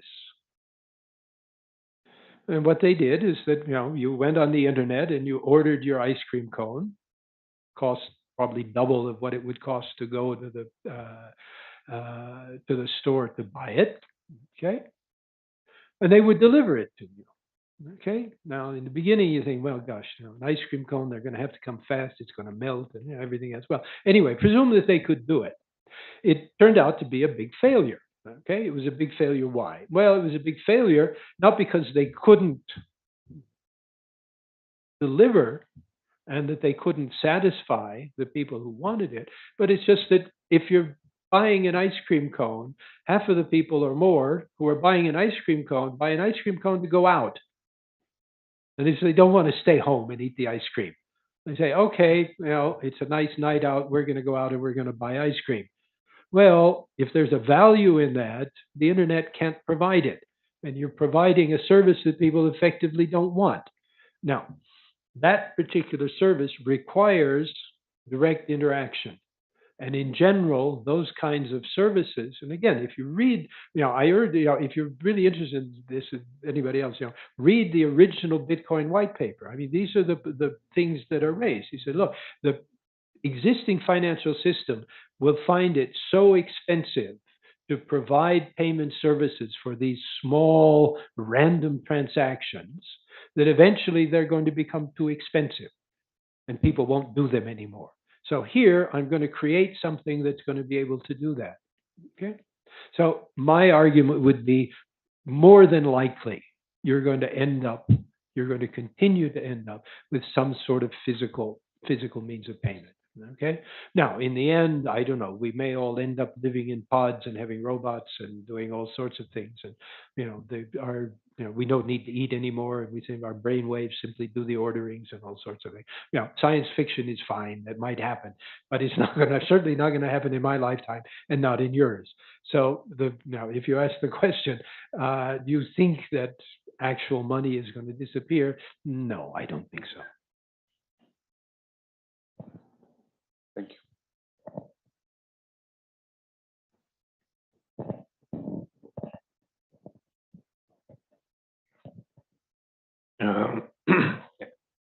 Well, my question is more related to many of the points that you make early in the presentation. For instance, you mentioned that hopefully they are. I mean, you mentioned that you can access to the cryptocurrency ecosystem without being or without going through the current financial system.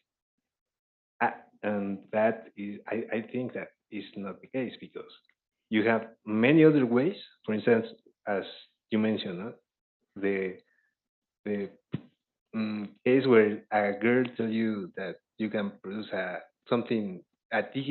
digital good and exchange that for the cryptocurrency, right?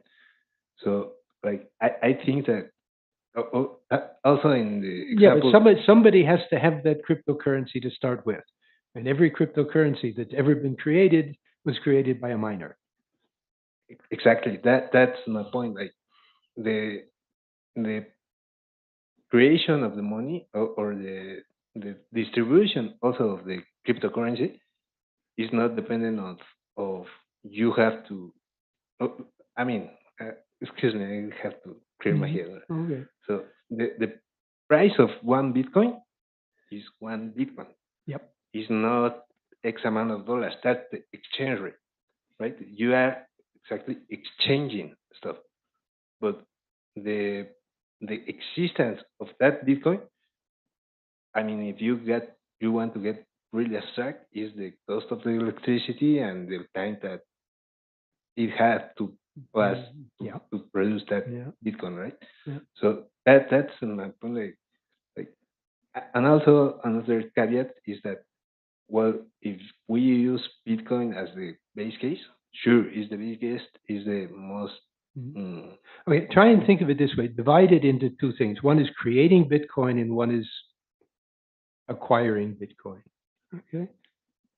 But that's the thing. Like I think, actually, I know, I did this 10 years ago.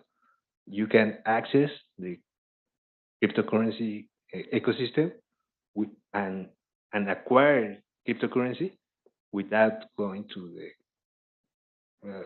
I mean, it's the easiest way to go to the current financial system to acquire cryptocurrency. Yeah. No, but if you have, I mean, you could become a miner, sure. I mean, that it was originally set, well, there is some discussion about whether the original idea was that there would be a lot of miners and everybody would be a miner, or whether you would have concentration. But that's a result. That's after the system was implemented. It turns out that four pools control the whole 80% of the mine. Yeah. Yes, but the idea is that in your example, you say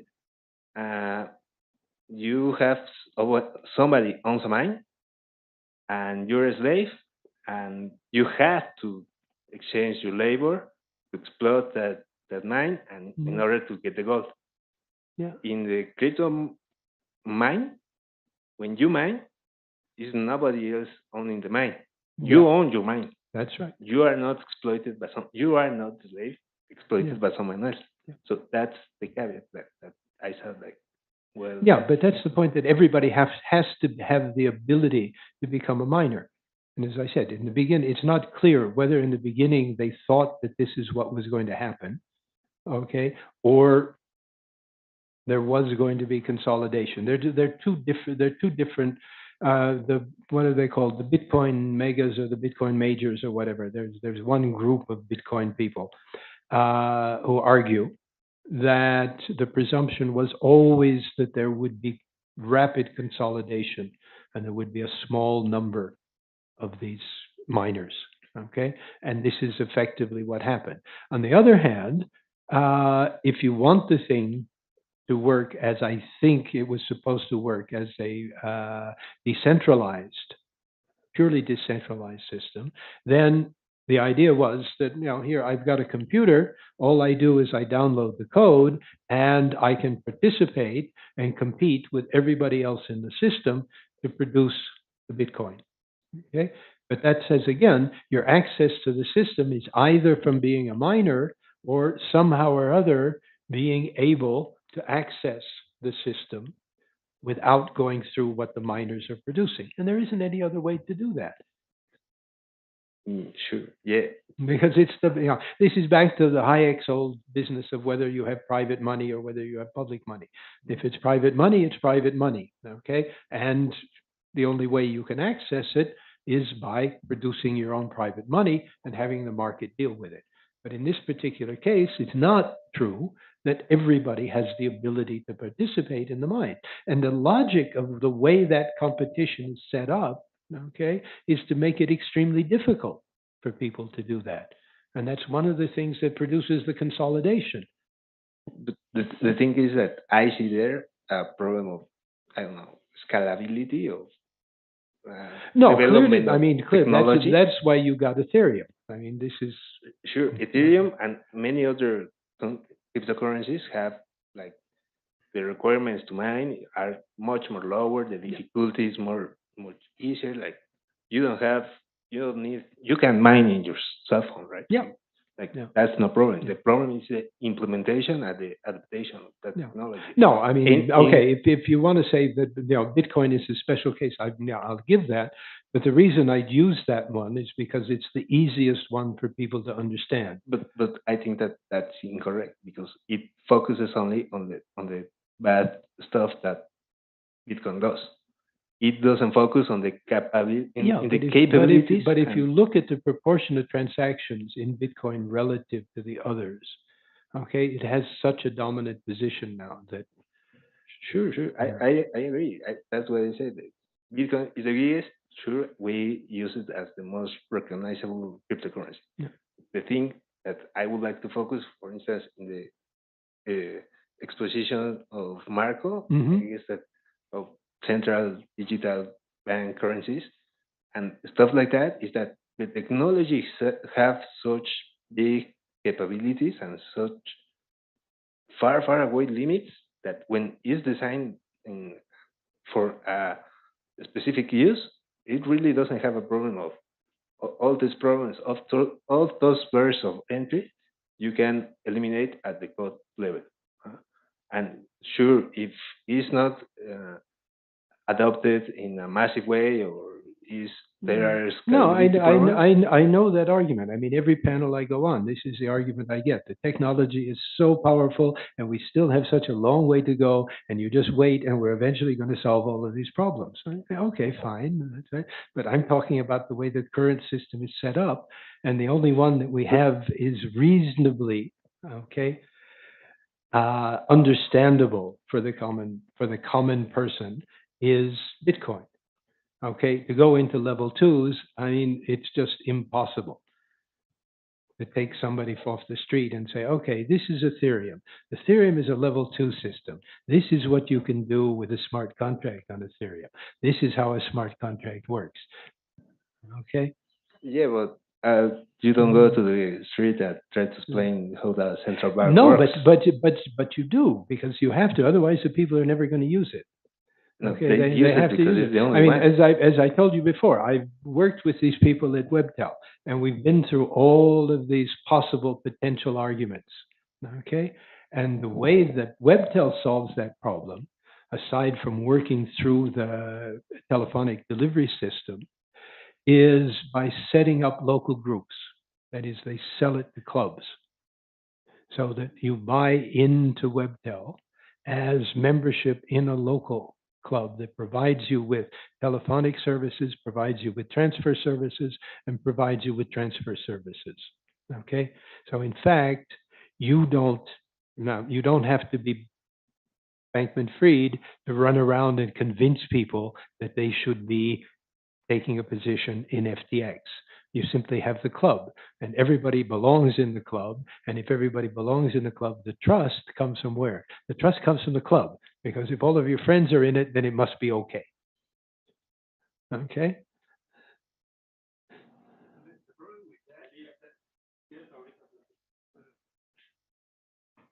No, I'm not saying that there's a problem or a solution. I'm simply saying there are alternative ways of creating that trust.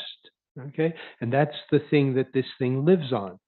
Okay, if you don't have the trust in the system, if you don't have the trust in the miners, then nobody is going to hold it. So you have to explain how that works. Okay, central bank, relatively easy. Okay, you don't have to explain to people, or you have to explain to people why the central bank can't be trusted. Okay, that's basically what the crypto system does. It says this is better than having trust in the central bank. And you look at this and you say, okay, you mean my money is being controlled by all of these guys sitting in the woods with a computer and all of these things, and they're doing all of these computer calculations, and that's where my money goes? Very difficult. Bueno, pues le agradecemos al doctor por el curso y agradecemos a todos por su participación, los que están aquí, los que están viéndonos por YouTube, y pues muchas gracias. Buenas noches.